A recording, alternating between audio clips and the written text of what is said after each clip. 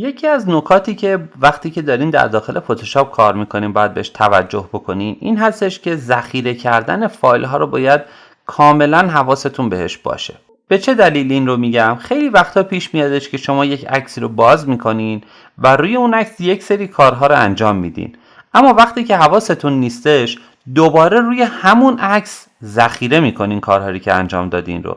فکرشو بکنین یک عکسی رو باز میکنین، اون رو سیاه و سفید میکنین و دوباره ذخیرهش میکنین روی همون عکس اصلی. اتفاقی که میفته اینه که شما عکس اصلی رو دیگه برای همیشه از دست میدین چون روی اون ذخیره کردین. اما برای اینکه این اتفاق نیفته بهتر استش که وقتی که دارین یک عکسی رو ذخیره میکنین از فرمت خود فتوشاپ استفاده بکنین و روی یک لایه جدید کار بکنین. بذاریم ببینیم که به چه شکلی این اتفاق میفته. من یک عکس رو باز میکنم در داخل فتوشاپ. فرض کنین همین عکس رو. وقتی که این عکس رو بازش میکنیم الان ممکنه که بخوایم یک سری کارها روش انجام بدیم. مثلا توی همون درس قبلی هم گفتم میتونیم این رو بچرخونیمش، روی ایمیج روتیشن بریم و اون رو برگردونیم به سمت راست. خب خیلی خوبه که الان ما این کار رو انجام دادیم، اما اگر من بخوام الان این عکس رو ذخیره‌اش بکنم با چه فرمتی باید ذخیره کنم؟ ببینین وقتی که روی گزینه فایل میزنیم گزینه سیو و سیو از داریم. گزینه سیو یعنی اینکه عکس رو میبره و روی خود اون عکس قبلی ذخیره میکنه. سعی کنین که ترجیحاً از این گزینه استفاده نکنین. بهتر استش که همیشه از گزینه سیو از استفاده بکنین تا به شما این امکان رو بده به این صورت که یک اسم جدید به فایلتون بدین و اون رو به عنوان یک فایل جدید ذخیره بکنین.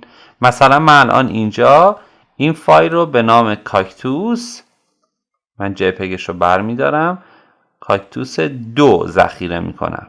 از اینجا یک مقدار رو بهش میدیم که حالا بعدا این رو میگیم. برای ذخیره سازی جپگ هستش. دکمه اوکی رو من میزنم. بسیار خوب. اگر الان من وارد برنامه بریج بشم 2 تا عکس در اختیار دارم.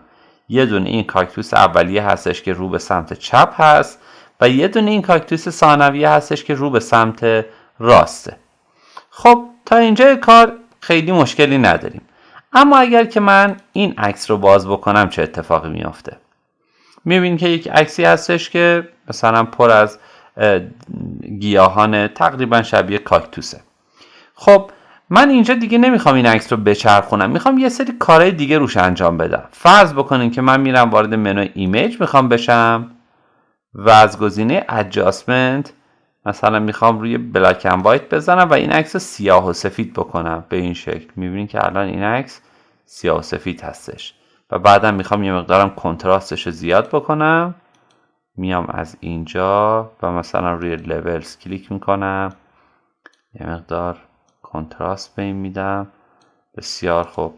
خب الان من این رو سیاه و سفیدش کردم.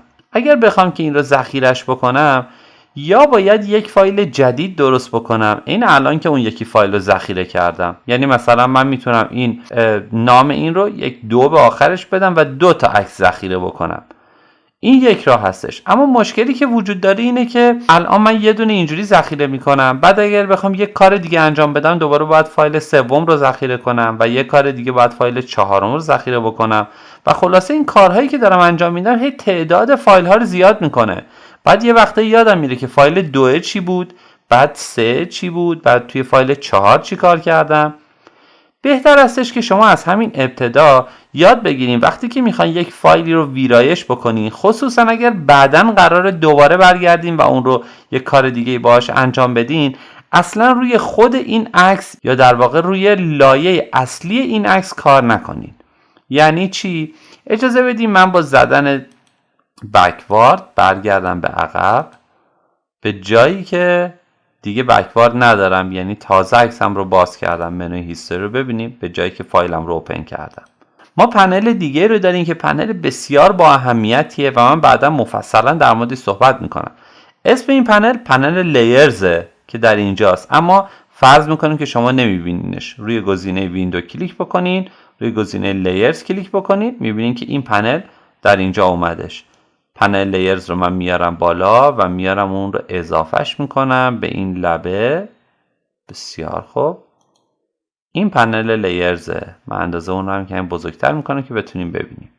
خب الان که این عکس رو که من دارم باش کار میکنم در اینجا دارم نگاه میکنم، اسمش بک‌گراند، یعنی لایه اصلی من هستش. وقتی که من میخوام روی یک عکسی کار بکنم، بهتر هستش که اول از این لایه یک نسخه دیگه هم بگیرم. یعنی به جای اینکه روی این اصل عکس کار بکنم، روی تصویر این کار میکنم. میام روی منوی لیر و از اینجا روی گزینه داپلیکیت لیر کلیک میکنم. گزینه داپلیکیت دقیقا همین معنی دوپله کردن یا دو برابر کردن یا دوتایی کردن رو میده. داپلیکیت رو وقتی که میزنیم یک کپی یا یک نمونه دیگه، نمونه جدیدتر از همون لایه‌ای که فعاله برام میگیره. من وقتی که روی این کلیک میکنم میبینیم که این رو اوکی میکنم. الان دو تا لایه دارم، یه دونه بک‌گراند، یه دونه بک‌گراند کپی. من الان میتونم لایه قبلی رو دیگه اصلا باش کاری نداشته باشم. لایه بالایی که الان آبی رنگه یا حالا توسی کم رنگه، توی بعضی کامپیوترها من قبلا در موردش توضیح دادم که رنگ هایلایت رو کجا باید عوض بکنیم. این لایه بالایی که الان هایلایت هستش، من دیگه الان دارم روی این کار میکنم. الان دیگه مثلا میتونم این رو یک تغییری توش بدم، مثلا میتونم یک فیلتری بهش بزنم. میرم توی فیلتر گالریم و مثلا اینو این شکلی میکنم. تغییر کرده حالا فرض بکنیم. خب اتفاقی که افتاده این هستش که اگر من الان این رو بخوام ذخیرش بکنم، دیگه روی فایل قبلی نمیره بشینه. در حالی که این فایلی که میخوام ذخیره بکنم اگر با فرمت فتوشاپ باشه که توی درسای قبلی براتون توضیح دادم، هر دو تا لایه رو نگه میداره. یعنی همین عکس بالایی رو نگه میداره، همین که اگر این رو خاموش بکنم این عکس پایینی رو نگه میداره. الان عکسی که دارم شامل دو تا لایه هست، هم این و هم این لایه. خب اگر من الان این عکس رو ذخیرش بکنم، فایل سیو از رو اگر بزنم، بلافاصله خود فتوشاپ میفهمه که عکس من دو تا لایه داره و به جای اینکه در اینجا فرمت JPEG رو به من پیشنهاد بده، فرمت فتوشاپ رو پیشنهاد میده.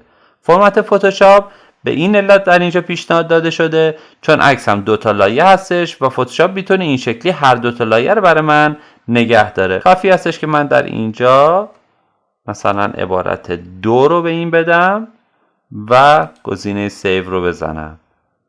در اینجا این رو اوکی میکنیم.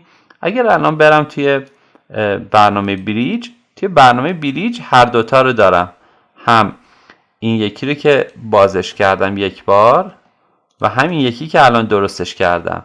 فقط نکته مهم اینه، اجازه بدیم من اینجا این عکس رو ببندمش، قبلی رو میبندیم. خب اگر الان من این عکس رو باز بکنم، این عکس رو که میبینین تصویرش همینه دیگه، اگر من الان این رو بازش بکنم در داخل فتوشاپ، چون این عکس یک فرمت PSD هستش، هر دو تا لایه در اون موجوده، هم لایه اول و هم لایه دوم.